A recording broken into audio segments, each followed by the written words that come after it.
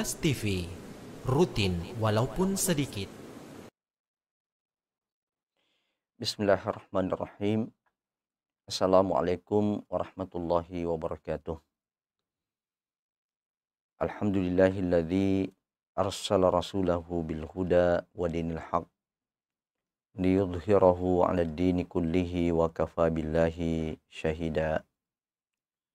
Wassalatu wassalamu ala imamil muttaqin wa qudwatin nasi ajma'in, sallallahu alaihi wa ala alihi wa ashabihi wa sallama tasliman katsira. Wa ba'd. Para pemirsa Ruas TV yang sama berbahagia, syukur dan bahagia sekali kembali bisa berjumpa pada hari ini di rubrik acara pembinaan keluarga sakinah. Semoga kehadiran atau keikutsertaan kita di dalam rubrik ini Allah Subhanahu wa taala berkenan melimpahkan rahmatnya dalam bentuk sakinah, mawaddah warahmah pada keluarga kita semua. Episode hari ini masih akan melanjutkan langkah-langkah yang harus kita tempuh untuk mewujudkan kesejiwaan pasangan suami istri. Langkah-langkah yang harus kita lalui untuk menciptakan wonderful family, keluarga yang hebat, keluarga yang sakinah, mawaddah warahmah. Pada hari ini kita sudah sampai pada langkah yang ke-8, yaitu ciptakan momentum romantis. Inilah salah satu langkah penting dari 7 langkah sebelumnya yang telah kita jelaskan. Bahwa pernikahan adalah ikatan seumur hidup. Rumah tangga yang kita bangun, yang perangkat utamanya adalah suami dan istri, adalah merupakan ikatan yang tidak periodik, ikatan yang tidak berbatas waktu, tetapi ikatan seumur hidup. Itulah salah satu makna daripada wa akhadna minhum mitsaqan ghalidha, dan kami telah mengambil dari mereka ikatan, yaitu ikatan yang kuat, ikatan seumur hidup. Ini yang harus selalu diulang, ini yang harus selalu diingatkan dan saling mengingatkan dari pasangan suami istri, bahwa pernikahan kita ini bukan pernikahan hanya dalam waktu tertentu.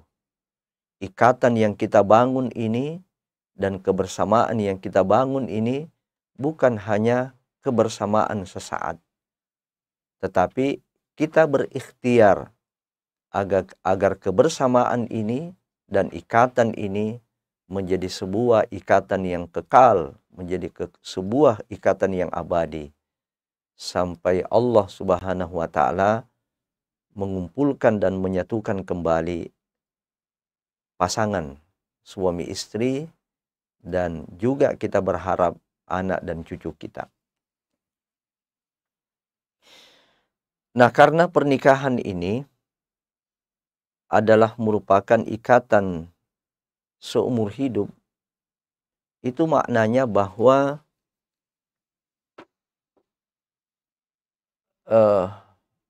kita akan menjalani sebuah kehidupan dalam masa yang panjang. Kita akan mengalami sebuah kehidupan ya dalam masa yang panjang dengan orang yang sama, dengan suami yang sama, dengan istri yang sama. Nah, menjalani satu kehidupan yang kita tidak tahu kapan berakhir, ini memerlukan seni, memerlukan kiat untuk menciptakan keindahan. Kenapa? Sebab jika kita tidak pandai untuk menciptakan keindahan di dalam kehidupan berumah tangga itu, maka yang akan terjadi adalah kebosanan. Yang akan terjadi adalah sini kita lihat, yang akan terjadi adalah kebosanan, kelelahan, kehambaran, ya, dan ada kejenuhan, ya. Nah, ini kondisi-kondisi yang sifatnya lumrah terjadi dalam kehidupan berumah tangga ini. Ya, kalau menjalani kehidupan berumah tangga yang kita akan lalui dengan masa yang panjang, lalu kemudian pada masa yang panjang itu tidak ada keindahan, tidak ada penyegaran-penyegaran di dalamnya, maka pastilah akan terjadi adalah kebosanan, kelelahan di dalam melayani, kelelahan di dalam memberikan perhatian, kelelahan di dalam memenuhi hak dari pasangan masing-masing, akan terjadi kehambaran, ibarat sayur yang tidak ada garamnya. Pernikahan yang kita lalui hanya di awalnya saja kita merasakan manisnya. Tapi ketika terus bertambah usia pernikahan itu, terjadilah kehambaran dan tidak mustahil terjadi kejenuhan. Nah, semua kondisi-kondisi yang kita sebutkan ini, kalau tidak diatasi, maka tidak mustahil ikatan yang kita bangun sebelumnya, bahkan mungkin dengan susah payah, sebab ada puisi juga yang mengatakan, gunung akan kudaki dan lautan akan kuseberangi untuk menemukan dan mendapatkan di kau yang saya cintai. Itu menunjukkan apa? Akan bersusah payah untuk kita mendapatkan pasangan itu. Tetapi jika kehidupan berumah tangga ini kita lalui, tidak ada variasi-variasi di dalamnya, tidak ada keindahan-keindahan di dalamnya, yang ada hanya ketegangan, maka tidak mustahil rumah tangga ini akan bubar. Nah, disinilah pentingnya kita menciptakan sebanyak mungkin momentum keindahan dan romantis. Ya, disinilah pentingnya kita menghadirkan dalam rumah tangga ini momen-momen di mana pasangan itu merasakan ada keindahan, bukan ketegangan, bukan suasana yang mencekam. Dan juga bagaimana kita berupaya untuk menghadirkan sebanyak mungkin momentum-momentum romantis. Adalah teladan kita Rasulullah Shallallahu Alaihi Wasallam teladan tidak hanya dalam satu aspek kehidupan, tetapi beliau Shallallahu Alaihi Wasallam adalah multi teladan, termasuk di antaranya adalah teladan di dalam mempraktekkan momentum romantis atau suasana-suasana romantis di dalam rumah tangga. Jika kita membaca hadis-hadis yang berkaitan dengan kehidupan rumah tangga Rasulullah Shallallahu Alaihi Wasallam, di situ kita menemukan beliau dengan istrinya kadang-kadang saling menyuapi. Beliau dengan istrinya kadang-kadang tidur di atas paha istrinya. Beliau kadang-kadang disisir oleh istrinya. Bahkan mungkin ada momentum yang belum pernah kita lakukan sebagai pasangan suami istri, di mana hal tersebut kita lakukan sesuai dengan tuntunan syar'i, yaitu mandi bersama. Mungkin hampir di antara sekian banyak pasangan tidak pernah melakukan momentum yang romantis ini. Ada saja di antara mereka yang melakukan hal ini tetapi bertentangan dengan syariat. Dilakukan di hotel-hotel, dilakukan di tempat-tempat tertentu yang kesemuanya itu adalah merupakan hubungan yang haram, hubungan yang mendatangkan dosa, hubungan yang sesungguhnya adalah bangunan pertama dari sebuah keluarga yang kemudian bangunan itu akan hancur lebur. Kenapa? Karena kita membangun rumah tangga ini tidak dengan fondasi yang kuat, yaitu fondasi mentaati syariat Allah Subhanahu wa taala. Ini ada di dalam kehidupan rumah tangga Rasulullah Shallallahu Alaihi Wasallam. Mandi bersama, ya, bercengkrama bersama, berlomba, berlari, berolahraga bersama dengan istrinya. Ini menunjukkan kepada kita bahwa salah satu di antara sunnah Nabi Shallallahu Alaihi Wasallam di dalam berkeluarga adalah menghadirkan momentum romantis, menghadirkan momentum-momentum yang bisa dikenang, yang bisa mengusir kepenatan, yang bisa menggaramkan sayur yang kita buat, yang bisa menyegarkan kembali suasana yang bisa saja sewaktu-waktu terjadi kejenuhan di dalam berumah tangga, atau terjadi ketegangan di dalam berumah tangga. Baik, kita akan melihat lebih detail apa pentingnya menghadirkan momentum romantis ini. Apa pentingnya kita menghadirkan momentum romantis? Baik, saya akan menjawab pertanyaan ini dengan menjelaskan terlebih dahulu 5 tahap hidup berumah tangga. Setiap rumah tangga pasti akan melalui ini, 5 tahapan ini. Rumah tangga siapapun.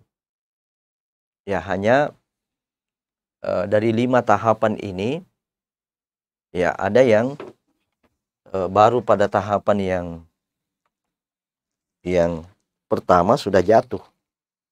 Jadi kita ibaratkan 5 tahapan ini adalah tangga. Ya, kita ibaratkan, ya mohon maaf kita ambil ini.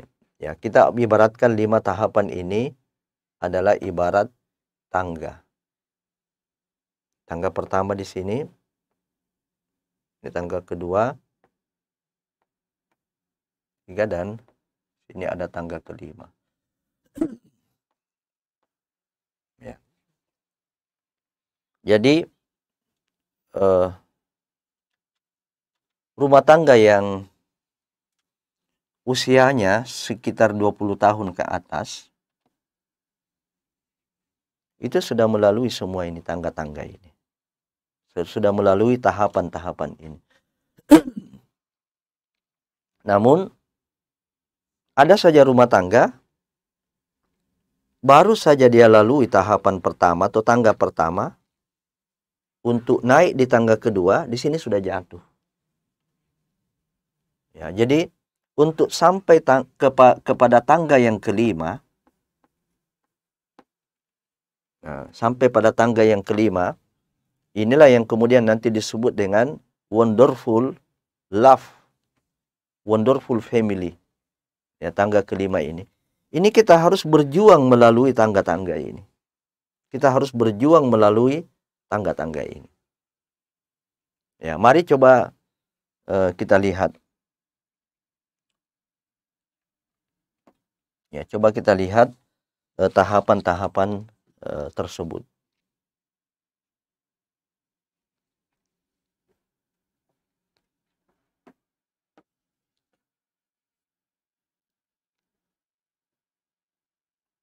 Ya, mana anunya? Baik. Coba di next. Mari kita melihat 5 tahapan tersebut. Yang pertama adalah romantic love. Ya, yang pertama aja dulu. Nah, ini juga disebut dengan tahapan bulan madu. Ini juga disebut dengan tahapan bulan madu. Ya. Jadi tahapan di awal-awal pernikahan. Ya. Di dalam surat Rum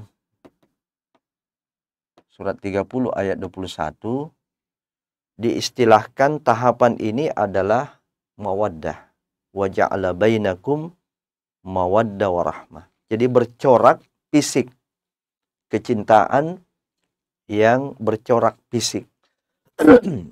Ya, kecintaan yang dibangun oleh hal-hal yang sifatnya fisik, kecantikan,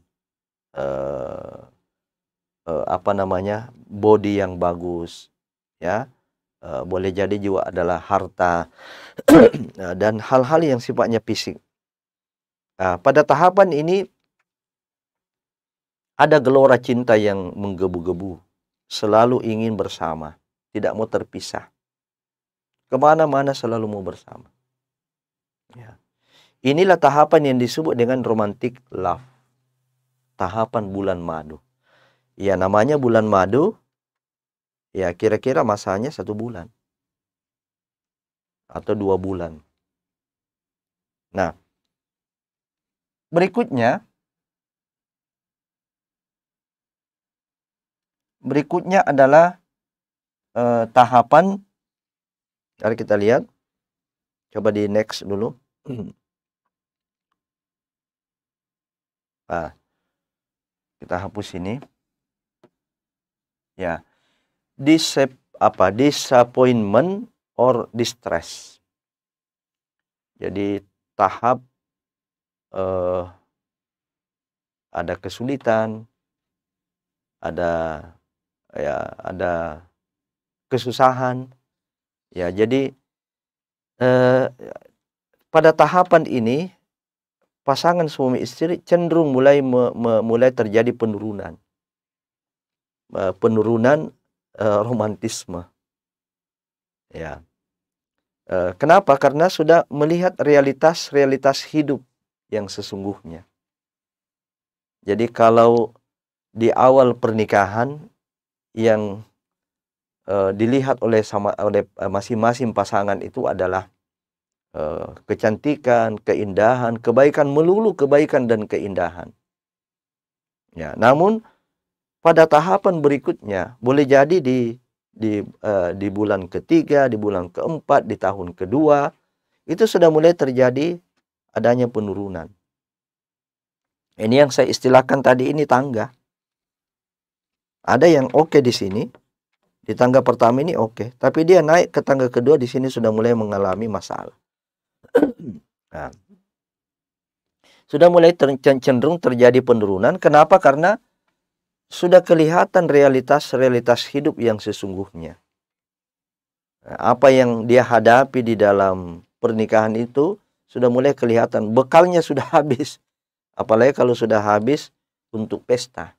Sudah tidak ada lagi perbekalan untuk melanjutkan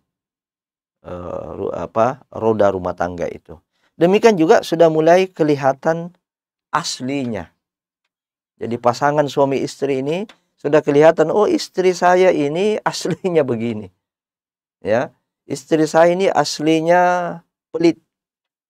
Istri saya ini aslinya suka marah. Sudah mulai kelihatan itu. Suami saya ini aslinya juga kikir. Ya, suami saya ini aslinya ego. Ya, egois. Jadi sudah mulai muncul rasa marah, rasa kecewa, ego. Ya, sudah ada kecenderungan tidak lagi cenderung untuk selalu bersama-sama. Sudah mulai muncul kecenderungan individualistik. Nah, bagi yang bisa melalui ini, yang bisa mengelola tahapan ini, maka dia akan naik kepada tahapan berikutnya. Ya, coba di next. Ya, dia akan naik pada tahapan berikutnya. Kita hapus dulu ini. Apa itu? Knowledge and awareness. Ya, jadi pengetahuan dan kesadaran. Ya, di sini sudah rumah tangga ini akan masuk pada fase kecenderungan rumah tangga itu, pasangan itu sudah mulai bercorak dewasa. Ya, sudah mulai dewasa. Kenapa? Kedewasaan ini dibangun oleh adanya perenungan, adanya kesadaran. Coba di next lagi. Ya, jadi tahapan ini yang disebut dengan tahapan knowledge and awareness, tahapan pengetahuan dan tahapan kesadaran. Nah, tahapan ini coraknya sudah mulai bercorak dewasa. Pernikahan itu sudah mulai ada kedewasaan. Ya, mungkin di usia 10 tahun. Ya. Atau boleh jadi dia mengalami kelambatan. Jadi sesuatu yang relatif, ya. Usia pernikahan itu sifatnya relatif. Ya, dia masuk pada tahapan-tahapan berikutnya. Nah, dari mana didapatkan knowledge and awareness ini? Itu dari banyak bergaul, banyak berinteraksi. Jadi coba kita ingat bahwa pribadi yang tidak suka bergaul dengan orang lain itu lambat kedewasaannya. Ya.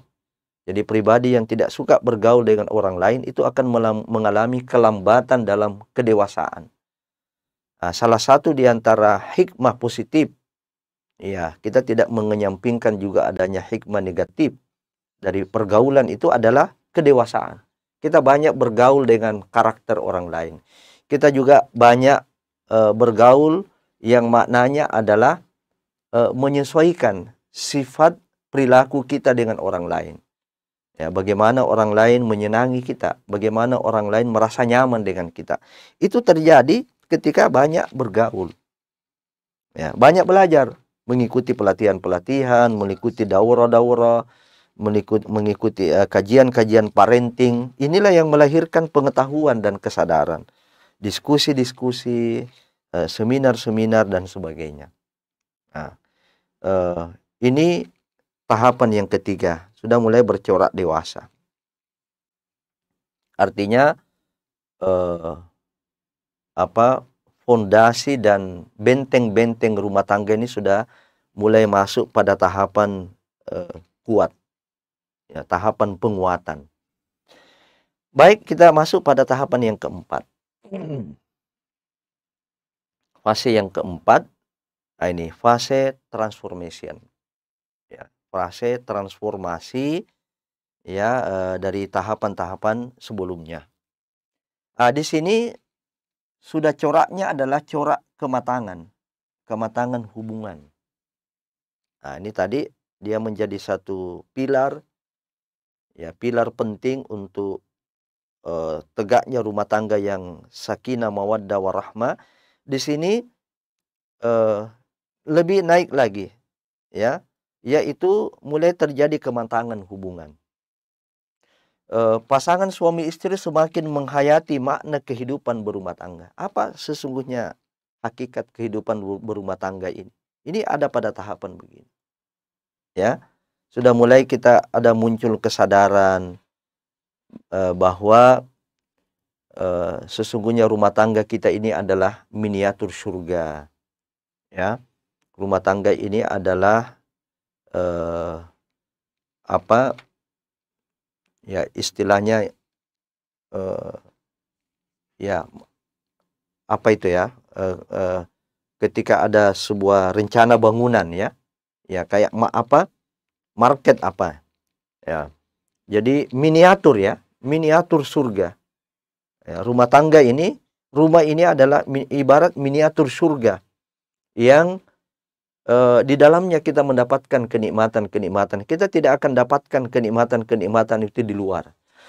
Kita tidak akan dapatkan kenikmatan-kenikmatan itu dengan wanita yang lain, dengan laki-laki yang lain. Adapun kenikmatan yang menggoda kita itu adalah kenikmatan yang sifatnya semu. Tapi kenikmatan yang hakiki itu ada pada istri kita, ada pada suami kita, ada pada anak-anak kita. Nah, di sini yang dimaksud dengan fase transformasi, yaitu fase kematangan, ya. Tumbuh penghormatan, pemuliaan yang tulus kepada pasangan. Sudah kita berhasil mengelola emosi kita, ya, kita sudah melihat di mana titik-titik kebaikan daripada pasangan kita, ya. Kemudian kelemahan-kelemahan dan kekurangannya itu kita tidak lagi expose. Ya, kita tidak lagi menjadikan ia sebagai bahan untuk memojokkan pasangan kita. Ini tahapan transformation. Dan yang kelima,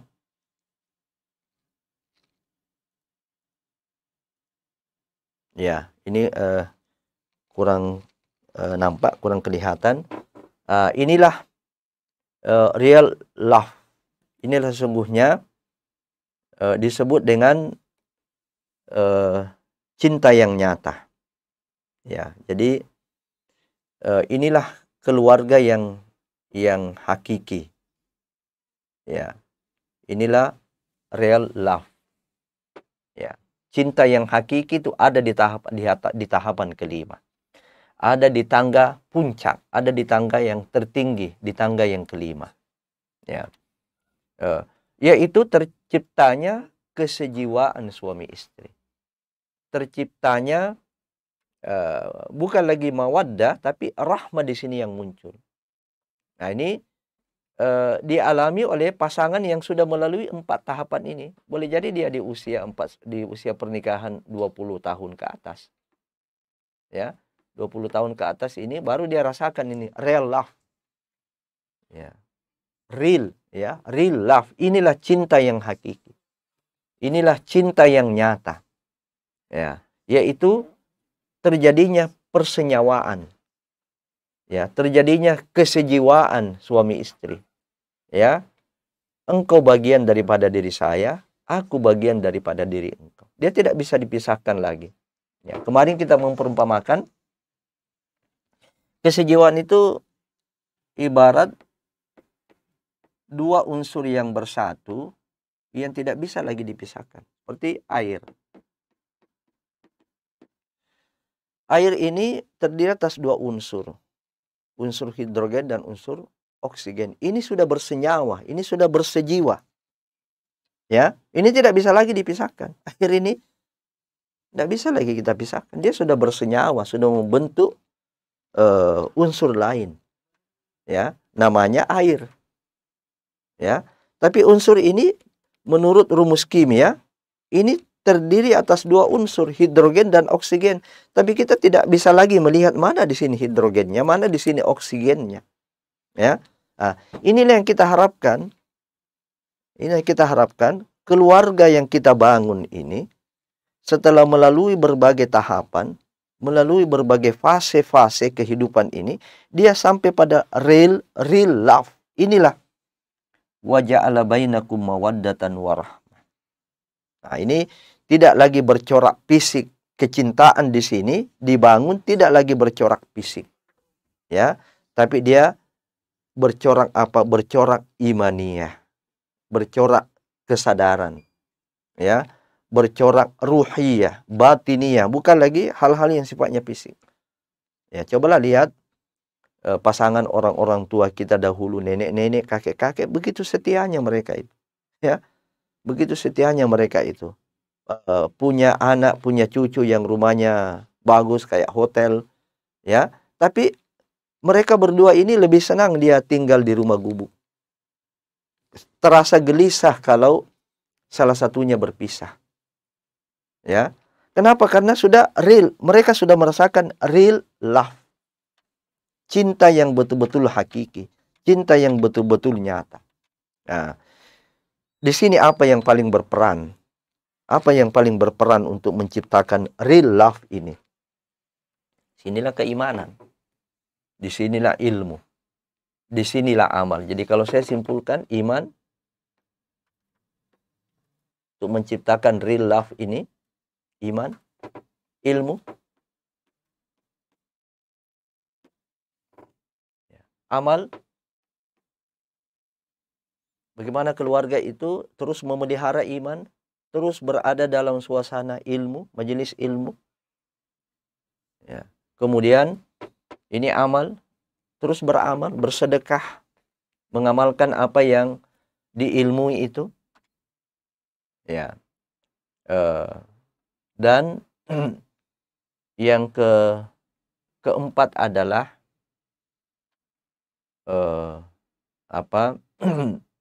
ya, iman, ilmu, amal. Dan yang terakhir adalah ya, bukan takwa. Jadi ini ya, 3 ini yang terpenting ya. Iman, ilmu, dan amal. Nah, saya lupa ada komunitas di sini. Jamaah. Jamaah orang soleh. Komunitas orang-orang soleh. Nah, jadi pasangan suami istri tetap punya komunitas dengan wanita-wanita soleh. Suami punya komunitas dengan laki-laki yang soleh. Nah, mungkin ada yang bertanya, di mana di sini kaitannya momentum romantis dengan tahapan-tahapan ini? Nah, saya sudah sebutkan tadi bahwa romantisme yang sifatnya otomatis itu hanya ada di tahap pertama. Ya, ini ibarat apa? Ibarat bonus ya bagi yang menikah. Romantisme cinta, romantisme keluarga itu umumnya hanya terjadi di awal. Tetapi di tahapan berikutnya, di tahapan kedua dan ketiga, di sini butuh perjuangan. Di sini butuh perjuangan. Mulai di sini di sini mulai di tahapan kedua ini ya, terutama di tahapan kedua ini, disinilah dibutuhkan momentum romantis ya dari keluarga ini ya. Disinilah dibutuhkan momentum romantis itu. Coba kita lihat slide berikutnya. Kita buka slide berikutnya. Kita akan sampai pada kesimpulan untuk apa ya, untuk apa momentum romantis ini. Pertama, menikmati keindahan dan kebahagiaan hidup berumah tangga. Nah, jadi sungguh berbeda pasangan yang melewati kehidupan rumah tangga dengan banyak momentum romantis dibandingkan dengan keluarga yang melewati kehidupan berumah tangga itu hanya dengan ketegangan dan kecemasan. Ya. Jadi ada saja rumah tangga yang seperti itu. Dia lalu tahun demi tahun daripada perjalanan hidup berumah tangga ini ketegangan demi ketegangan. Akan beda kalau rumah tangga itu selalu ada momentum-momentum romantis. Dan yang kedua, manfaat daripada menciptakan momentum romantisme di dalam rumah tangga ini adalah untuk menjadi recall. Ya, recall bisa dipanggil ulang. Momentum-momentum romantisme itu bisa dipanggil ulang saat terjadi kejenuhan. Ya, karena kejenuhan, kebosanan di dalam rumah tangga itu adalah sifat yang lumrah. Innallaha la yamal hatta tamallu. Sesungguhnya Allah tidak akan pernah bosan sampai kamu bosan. Ya. Jadi sifat yang haram bagi Allah itu adalah sifat bosan, sifat jenuh. Sedangkan sifat yang melekat pada setiap manusia adalah kejenuhan, sampai masuk juga ke dalam kehidupan berumah tangga.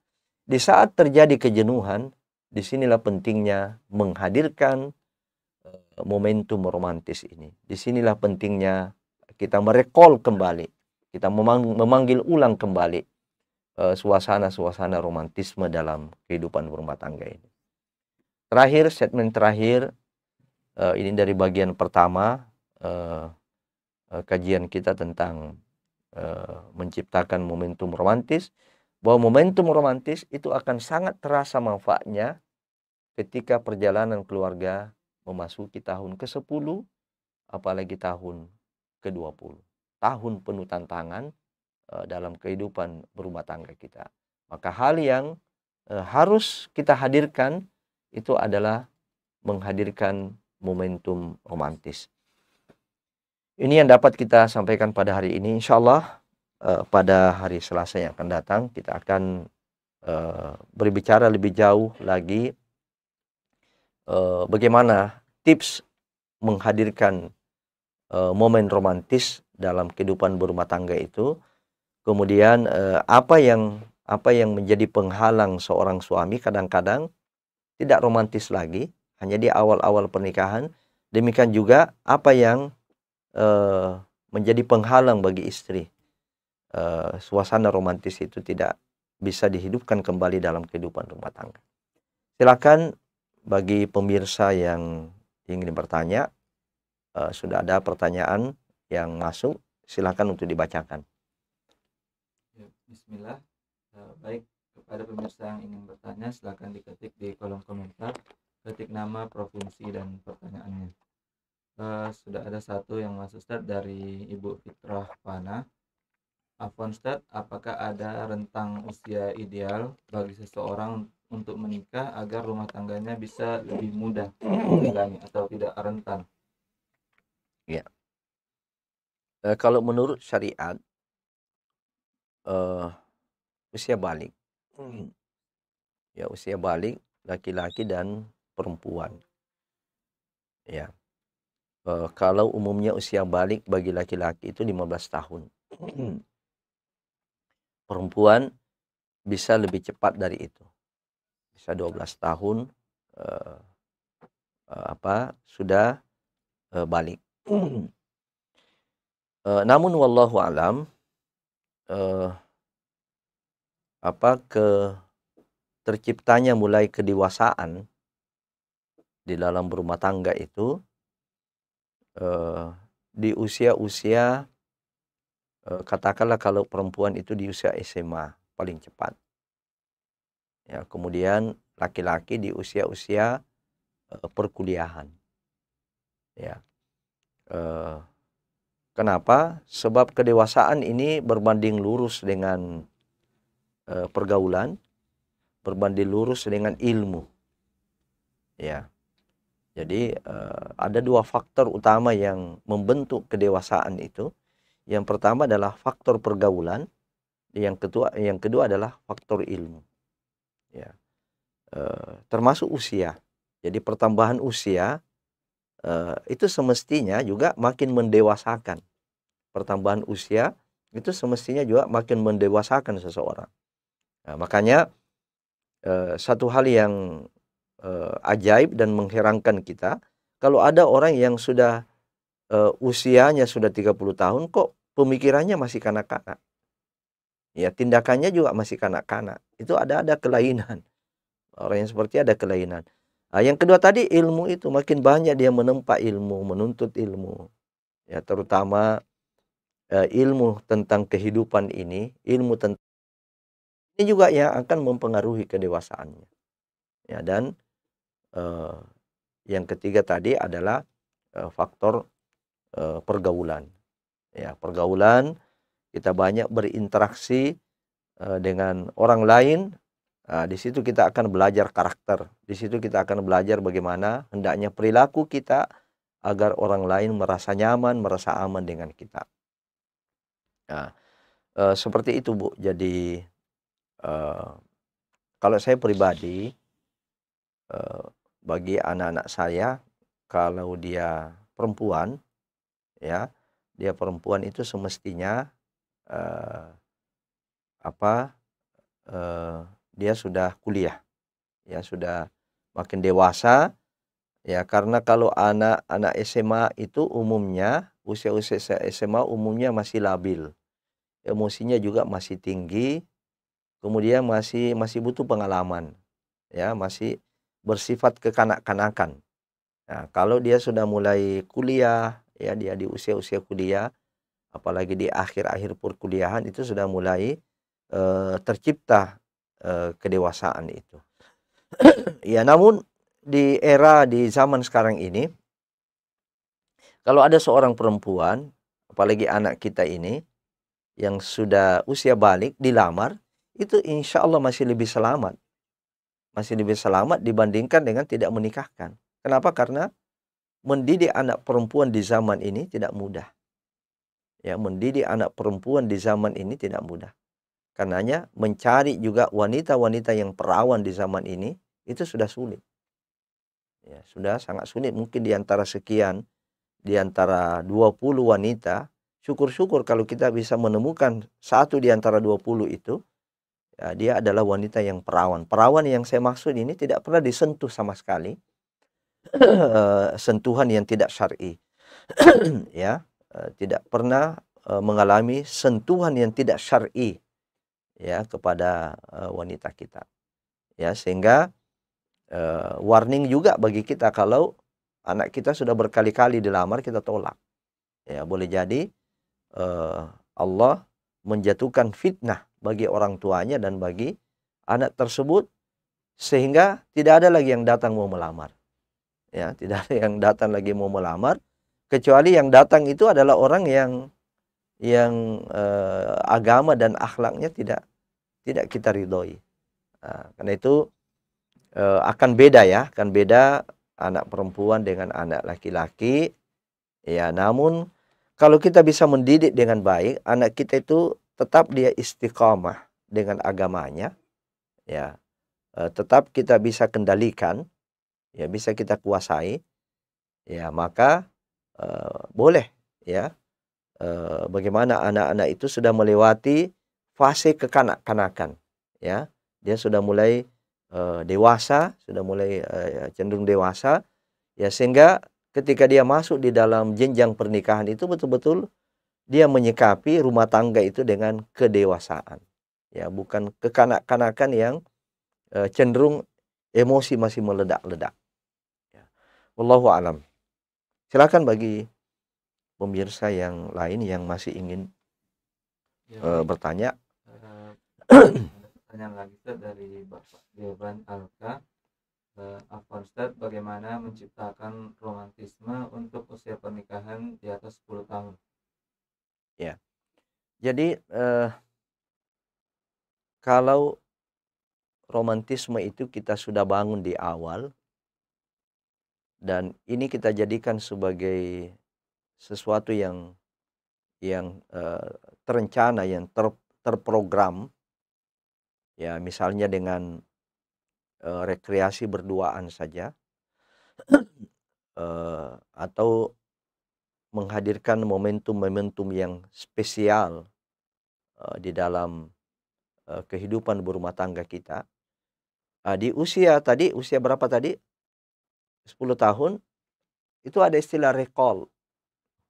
Ya, kita recall, memanggil ulang itu. ya. Suasana-suasana romantis itu tidak mengapa kita abadikan dalam bentuk album keluarga. Ya, album mungkin sifatnya privasi bagi keluarga. Ya, maksudnya tidak dilihat oleh umum. Keluarga bisa melihat, ya, eh, apa foto-foto itu, misalnya gambar-gambar itu, ya gimana misalnya pasangan suami istri berada di sini, berada di tempat ini, ya, ada momen-momen tertentu ketika dia bersama menggendong cucu yang baru lahir, atau ketika istri yang baru melahirkan, ya, anak-anak, ya, anak-anak ketika masih kecil-kecil, ini semua adalah momentum-momentum romantis. Kita mulai hadirkan bagaimana jerih payah seorang ibu pada waktu itu, seorang suami dia di mana pada waktu itu. Itu semua adalah momentum-momentum romantis yang kita sudah buat, kita bisa recall kembali. Kita bisa recall kembali. Merekolnya kembali itu, memanggil ulang kembali itu bisa dengan medianya ada lewat foto, mungkin lewat apa video yang kita buat. Kita coba putar ulang, ya. Termasuk mungkin foto album ketika pernikahan itu bisa dibuka-buka kembali. Ada waktu tertentu. Nah, ini memerlukan kesepakatan untuk merecall itu, ya. Kesepakatan itu bagaimana wujudnya? Disepakati ada waktu tertentu, tidak ada kegiatan lain kecuali memutar ulang itu, merecall kembali momentum-momentum romantis itu. Ya, jadi tidak ada lagi yang pegang HP, tidak ada lagi yang ada di depan komputer, tidak ada lagi yang melakukan aktivitas. Ada waktu tertentu, momennya misalnya 1 jam bersama suami istri, hilangkan dulu semua yang mengganggu. Lalu kemudian melakukan recall, ya, reminder, ya, mengingat kembali, ya, menghadirkan kembali dan mengingat ulang kondisi-kondisi romantis itu, ya, yang kemudian melahirkan apa, refreshing, melahirkan penyegaran, menghadirkan kembali keindahan-keindahan yang pernah terjadi. Lalu mudah-mudahan ini bisa merefreshing itu suasana pernikahan kita itu yang sudah mulai mungkin mengalami kejenuhan, mengalami kebosanan. Ya, begitu wallahu taala alam. Nanti kita akan dalami pada bahagian yang kedua nanti. Ya. Ya baik. Pertanyaan berikutnya, dan mungkin ini pertanyaan terakhir Ustaz. Ya. Dari Ibu Puji Rahayu. Afwan Ustaz, bagaimana caranya menghadapi perbedaan pendapat antara istri dan suami, di mana suami ini pendapatnya tidak bisa dikritisi dan harus dituruti? Ya. Jadi yang perlu kita ketahui bahwa karakter seorang laki-laki, seorang suami, memang butuh mereka itu atau dia itu membutuhkan pembenaran, membutuhkan kepercayaan, membutuhkan pengakuan. Nah, beda dengan wanita, dengan istri. Yang dibutuhkan oleh wanita istri itu adalah perhatian. Ya. Jadi yang perlu kita pahami, memang laki-laki itu dalam hal ini suami kita ini memang selalu berada pada kondisi, ya, tidak bisa dilawan pendapatnya. Ya, Al-Quran menyebutkan ar-rijalu qawwamuna 'alan nisa. Suami-suami itu adalah pemimpin terhadap kaum istri.